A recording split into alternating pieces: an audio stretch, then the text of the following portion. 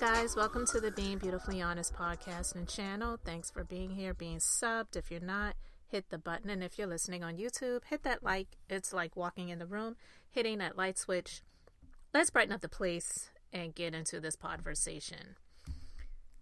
Oh my gosh, when it comes to Diddy, it's pretty dark. And honestly, I feel that Diddy is finished.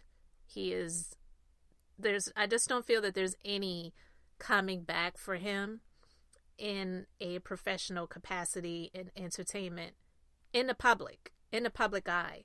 Because the one thing that I will say with regards to him and all in light of all of the things that have come out, besides 50 Cent mainly, I haven't seen anyone else that really has a large platform that is pretty high profile, if you will, in the same celebrity circles that he is in to come out and denounce him.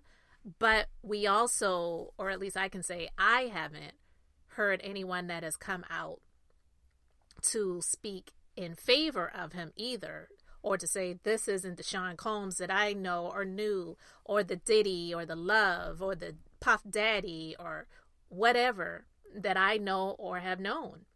And that's one of the reasons why I wanted to have this little quick conversation, because I'm just going to put a link to the full lawsuit in the description box so that you can read it. It is over 70 some odd pages, so it is a lot. And I know that there are a number of content creators that have been sifting through this complaint with all of the allegations.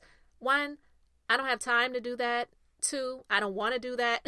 And three, this is so dark. Honestly, it just even took me a few days to really get the energy up to even talk about this in any capacity, because talking about this stuff is really draining. I commend and also question anyone that really goes into full depths and details about this, but I get it. People got to make their money how they make their money.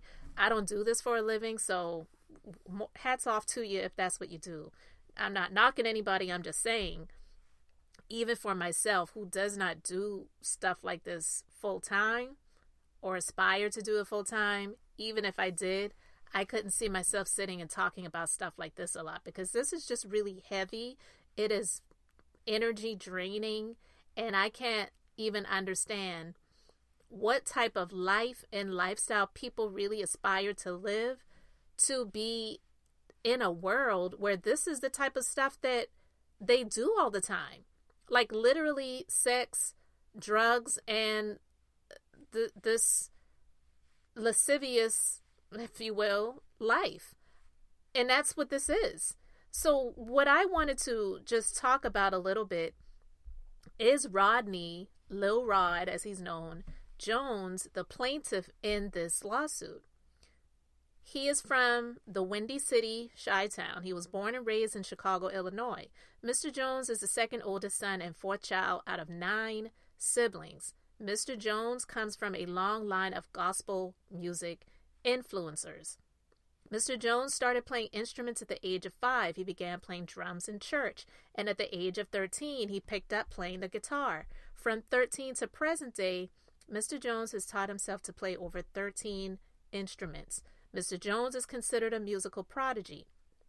His talents have led him to produce and create a commercial marketplace for music that has been recorded by some of the most prestigious and highly acclaimed artists in music history.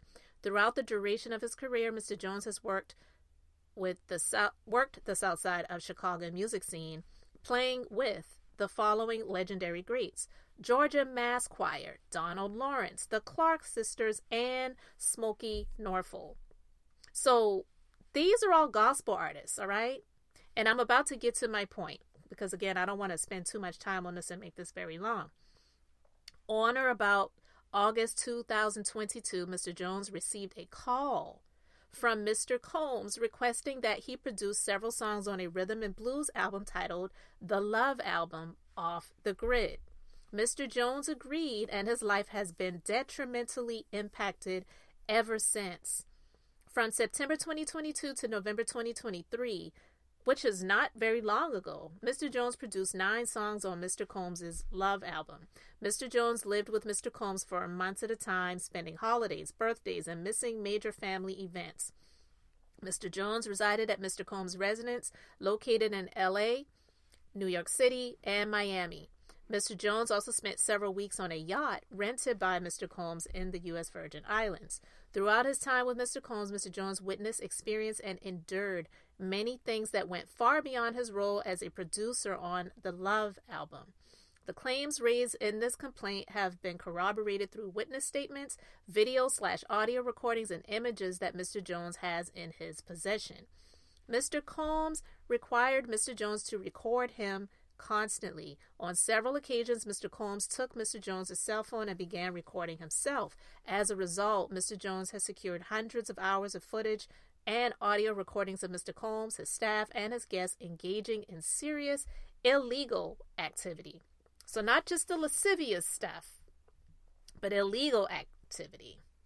He has secured irrefutable evidence of the acquisition, use, and distribution of, and I'm not even going to name all of them, but illegal drugs. And the displaying and distribution of unregistered illegal pow-pows. Mr. Combs providing laced alcoholic beverages to minors and sex workers at his homes in California, New York, the U.S. Virgin Islands, and Florida. Mr. Combs' Chief of Staff, Christina Coram, instructing her staff to retrieve substances so she can provide it to Mr. Combs for his consumption. Christian Combs doing things to women. Mr. Combs detailing how he planned to leverage his relationship with Bishop tdjakes to soften the impact on his public image of Cassie Ventura's lawsuit. And that's where I want to stop right now, because there's so much more. But this is what I want to talk about. Why is it, if Bishop tdjakes wasn't involved in anything lascivious with Sean Combs, P. Diddy, Pop Daddy, Love, Puffy LaCombs, whatever, if tdjakes was not involved in anything lascivious with him, why hasn't he come out and made a statement yet? Because we know that he came out to say he wasn't going to make a statement, but yet made a statement when the rumors were going around about him being a power bottom and whatnot. And he chose to use his, what he called, sacred desk, or the sacred stage, or whatever he called it, when he was supposed to be preaching a sermon on the Christmas holiday, when people were hearing these rumors about him. And he indeed made statements, but he just didn't come out and just make a direct statement, right? And so at this point in time, if he was not involved in anything at this point, especially now, I feel that it is very incriminating to me that tdjakes has not come out to denounce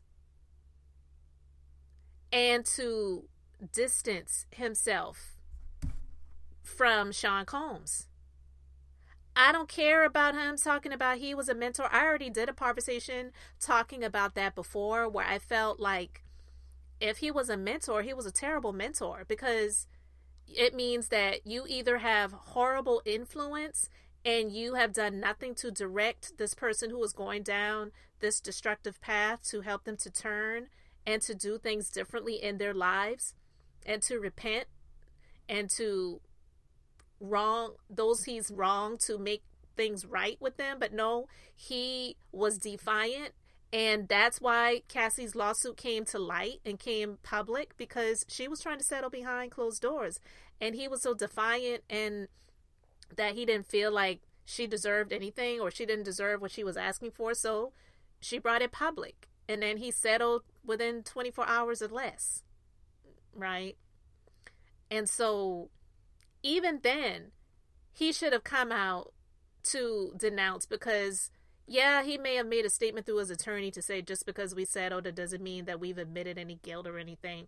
Listen, for tdjakes to have an audience and a following of, I would say, over 90% women, for him to not side with this victim who was wronged by him for all of these years and not come public to distance and denounce himself from Sean Combs, to me, it looks very incriminating. And so now with this information coming out about Rodney Jones, and how he told Rodney Jones that he planned to leverage his relationship with tdjakes to soften the impact on his public image of Cassie Ventura's lawsuit. That looks really fishy to me. And he still has not come out to make a statement as of yet to distance and denounce Puffy, P. Diddy, Love, Sean Combs. He still hasn't done that. And so to me, hearing this guy's background in gospel music and the influence that he has experienced, as well as he has been in the gospel music industry with the works that he has done, to me, it just looks like he was either just using Bishop T.D. Jakes as a cover-up, or Bishop T.D. Jakes was involved in some way in some things when it comes to Sean Combs. Now, I've heard even, what was the guy? Lecrae. He's a gospel rapper, I think he is. I'm not familiar with any of his music. But he came out, and I didn't come out and talk about it. I was going to, but I just didn't get around to it. But he came out and talked about how he's been to some of those industry parties, and he's seen some things go down, and he was shocked by some things and whatnot. But I didn't hear him say he left. I may have missed that part. I didn't listen to everything that he said. But the thing about Sean reaching out to this guy directly, I'm wondering, how did he find out about him? Was this person lilrod, Rodney Jones? Did he have any connections to T.D. Jakes prior to Sean Combs reaching out to him to ask him for his help on his album called Love, or the Love album, whatever the trash was called? Because if that is the case, and he felt so comfortable having this guy see the things that he saw, engage in a lot of the things that he engaged in, offering him the things that he offered him, illegal substances, women that are, paid sex workers, and all the different things that he has done. This is a lot. I'm not even going through all of this lawsuit right now. Again, I have the link to it in the description box if you want to check it out. But my question is, what involvement did Bishop T.D. Jakes have with this guy? And why has he not come out yet to distance himself, to denounce these things? I'm sorry. If he doesn't do this pretty quickly, I'm just going to be of the belief that he was well aware of what was going on and possibly participated in some things. Those are my thoughts. I'm not saying that he did, but I am saying what I believe and what it looks like. And you can let me know your thoughts in the comment section. Guys, thank you so much for being here, for liking and subscribing. This is a lot, and I'm just disgusted. It's not shocking to me to hear these things, but I'm just like, wow. When I think about T.D. Jakes and him coming out on this stage at his church to say he's not going to make a statement, but then he's literally making a statement, and he's shedding tears and all of the other things. And since then, things have kind of cooled off on him. But I feel like the heat doesn't need to be taken off of him or his ministry, because I'm just disgusted by it all. And I do believe that there is more when it comes to Bishop T.D. Jakes with the revelations that this guy has put out, even though the lawsuit just mentioned his name briefly. I could go into all of the other names and people and places and all of that other stuff. But what I wanted to put my focus on when it comes to this is the good Bishop, T.D. Jakes, and what involvement did he really have with him? And if he didn't have any involvement, he needs to come out and make that statement. He needs to distance himself and denounce. And then if he doesn't, I'm just going to be of the belief that he was involved in some way or ways. So you can let me know your thoughts in the comment section. Thanks for being here, liking and subscribing. I'm Beth, just being beautifully honest. So until next time, I wanted to keep it brief, beautiful, and now I'm going to say bye.